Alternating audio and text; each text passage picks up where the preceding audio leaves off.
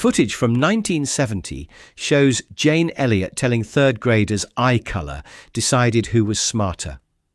One group gained privileges, the other faced restrictions and collars. Why did this classroom split, and what began 2 years earlier? On Friday, April 5th, 1968, the day after Martin Luther King Jr.'s assassination, Elliott faced an all-white third-grade class in Riceville, Iowa. Discussion, she later said, was not enough. She attached rewards, restrictions, and visible status to eye colour. An invented category now controlled life inside the room. Detailed retrospective accounts place brown-eyed pupils above blue-eyed pupils first, but no accessible contemporary classroom record confirms that first-day order. What the later accounts do agree on is the mechanism. Elliott supplied the hierarchy, and teacher authority gave it force.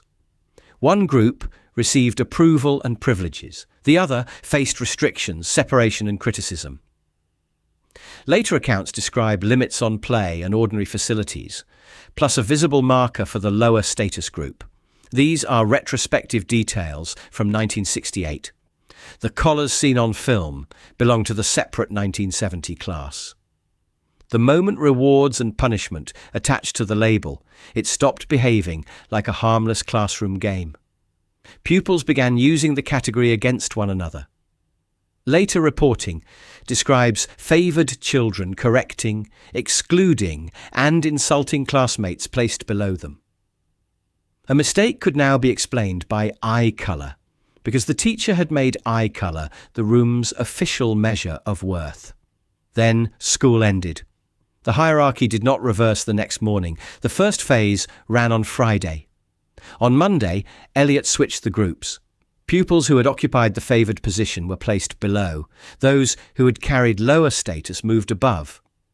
The same authority that had made one group appear superior now declared the opposite. Rank had looked natural only while the rules supported it. The children wrote about what happened. Their accounts appeared in the local Riceville Recorder under the headline, "How Discrimination Feels." Associated Press coverage followed, and a classroom lesson became a national story. But the images most viewers remember came from another class. Elliott repeated the exercise. The third iteration, filmed in 1970, became The Eye of the Storm. 14 years later, a class divided reunited members of that filmed cohort. The famous moving images are not a record of the first 1968 exercise. They are still revealing. In the 1970 footage, Elliott gave one group longer recess and lunch priority. The other group lost ordinary access to the drinking fountain, faced playground separation, and wore collars so lower status could be recognised across the room. The camera recorded peer enforcement. One pupil used brown eyes as an insult. A fight followed.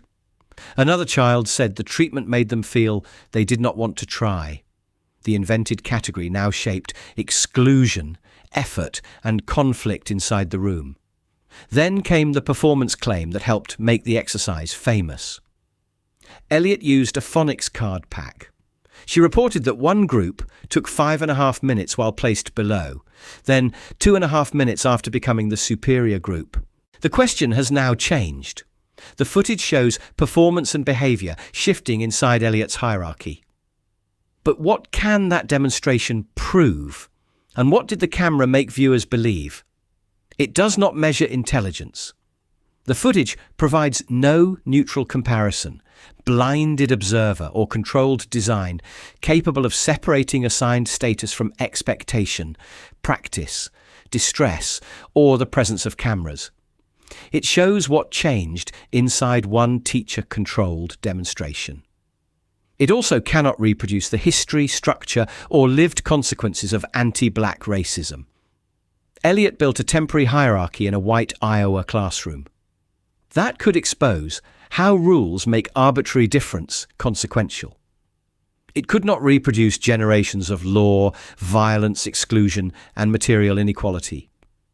The reviewed evidence does not establish a controlled, long-term outcome for the original children capable of showing that the lesson permanently reduced prejudice.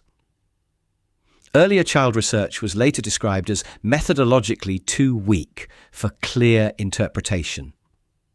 A later peer-reviewed evaluation studied a consented adult college version, not the 1968 children.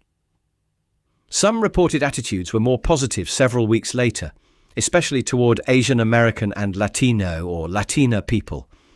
The African American result was only marginal, and another racism measure found no overall difference. That adult study had major limits: a small and attrited sample, no pre-test, delayed questionnaires, optional follow-up sessions, and a highly selected college setting. It measured reported attitudes, not durable everyday behaviour. 2 adult participants withdrew because they found the exercise too distressing. 1 left during the exercise itself. A class divided presents supportive recollections alongside memories of anger, humiliation, and being looked down upon. Some former pupils said the lesson influenced how they treated others. Those accounts matter, but they are selected reunion testimony from the 1970 cohort, not a complete outcome study. No contemporaneous parental consent or child assent documentation was located in the reviewed public sources from 1968. That does not prove none existed, and it cannot prove informed permission was obtained. What is clear is that a teacher used authority over minors to assign status, impose restrictions, and recruit peer enforcement. So what did the famous footage prove? Not that every child becomes cruel in minutes. Not that humiliation cures prejudice. Not that a white Iowa classroom could reproduce the history and lived reality of Black Americans. It established something narrower. In the filmed class, some pupils enforced a hierarchy they had not created because a trusted teacher supplied rules, rewards, and punishment. Eye colour had no social power on its own. Inside that classroom, authority made it consequential. The footage captured how an invented difference became consequential inside one classroom. The evidence never showed that one exercise could cure the world outside it.